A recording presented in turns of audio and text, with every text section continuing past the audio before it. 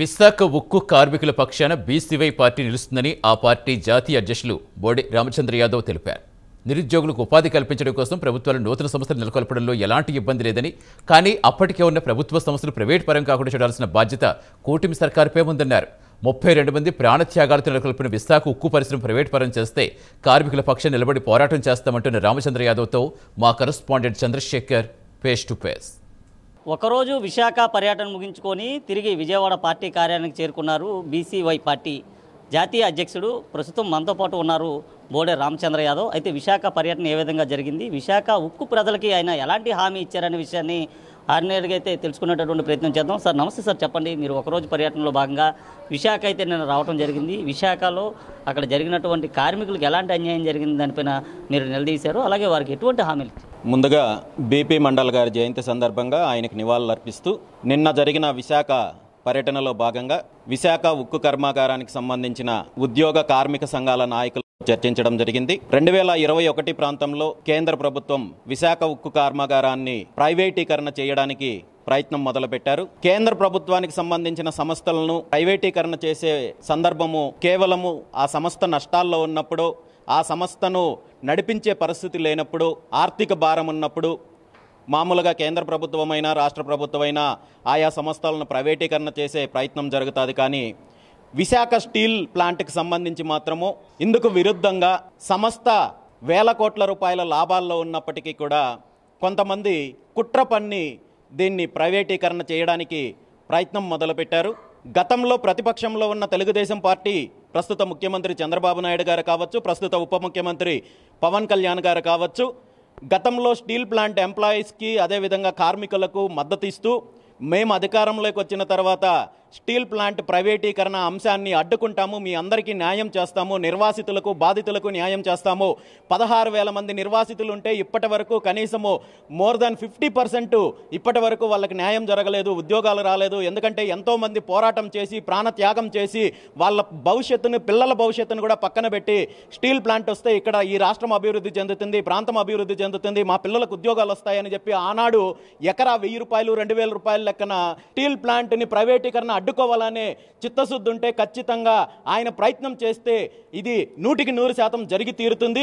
ఎందుకంటే కేంద్ర ప్రభుత్వంలో తెలుగుదేశం పార్టీ కీలకంగా ఉంటున్నారు.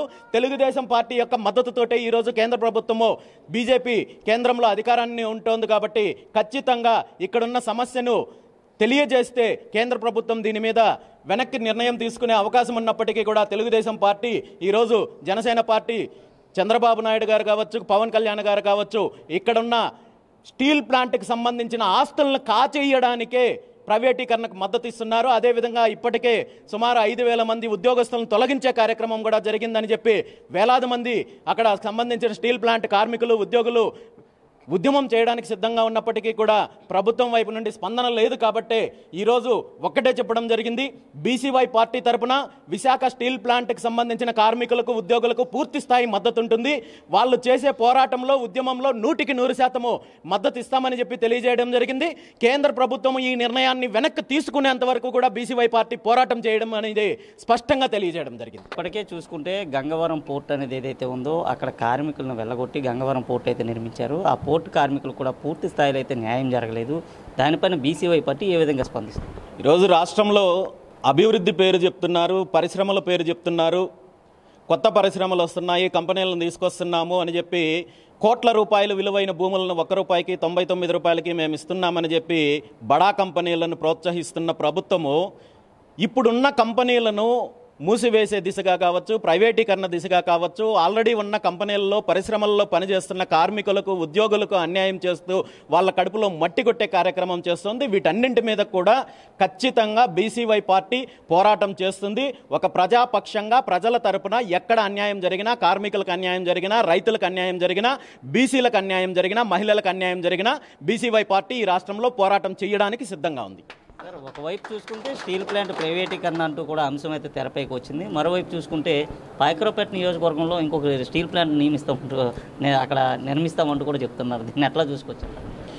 పరిశ్రమల ఏర్పాటుకు బీసీవై పార్టీ వ్యతిరేకం కాదు. కానీ నిర్వాసితులు ఎవరైతే ఉన్నారో, బాధితులు ఎవరైతే ఉన్నారో వీళ్ళందరికీ న్యాయం చేయకుండా కేవలము కంపెనీలకు లేదంటే బడా బాబులకు మేలు చేసే దిశగా, లేదంటే ఇందులో అవినీతి చేసే దిశగా, లేదంటే ఇందులో వాటాల కోసం ప్రయత్నం చేస్తే మాత్రం ఖచ్చితంగా బీసీవై పార్టీ ప్రజల తరపున, బాధితుల తరపున పోరాటం చేస్తుంది. రైట్, చూసుకుంటే ఏదైతే 32 మంది ప్రాణ త్యాగాలతో వెలిసినటువంటి విశాఖ ఉక్కు ప్రైవేటు పరంగానే చేస్తే తప్పకుండా దానిపైన స్పందిస్తామంటూ బీసీవై పార్టీ జాతీయ అధ్యక్షుడు బోడే రామచంద్ర యాదవ్ అయితే చెప్పిన పరిస్థితి కనిపిస్తుంది. ముఖ్యంగా చూసుకుంటే కూటమి ప్రభుత్వంలో ఉన్నటువంటి నాయకులు అక్కడ కేంద్ర ప్రభుత్వాన్ని నిలదీసి విశాఖ ఉక్కు ప్రైవేటీకరణ జరగకుండా లక్షల కుటుంబాలు రోడ్డున పడకుండా చేయాలంటున్నారు. లేని పక్షంలో పెద్ద ఎత్తున కూడా ఉద్యమిస్తామంటూ కూడా చెప్పిన పరిస్థితి కనిపిస్తుంది. వీడియో జర్నలిస్ట్ అరుణ్తో చందు, ప్రైమ్9 విజయవాడ నుండి.